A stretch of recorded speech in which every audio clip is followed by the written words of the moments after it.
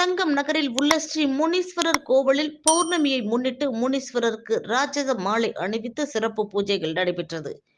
வேலூர் மாவட்டம் குடியாத்தம் தங்கம் நகரில் அமைந்துள்ள ஸ்ரீ முனீஸ்வரர் கோவிலில் பௌர்ணமியை முன்னிட்டு ஸ்ரீ முனீஸ்வரருக்கு பால் அபிஷேகம் செய்யப்பட்டு ராட்சச மாலை அணிவித்து சிறப்பு பூஜைகள் நடைபெற்றது. இதில் கம்பன் கழக தலைவரும் வழக்கறிஞருமான பூபதி, ரோட்டரி ஆளுநர் பழனி, பாஜக வர்த்தக அணி தலைவரும் பத்திர எழுத்தர் நாகலிங்கம் ஆகியோர் கலந்து கொண்டனர். பின்னர் உலக அமைதி, மழை மக்கள் அனைவரும் நோய் நொடியின்றி வாழ சிறப்பு பூஜைகள் நடைபெற்றன. இதனைத் தொடர்ந்து பக்தர்களுக்கு 5 வகையான உணவினை அன்னதானமாக வழங்கப்பட்டது.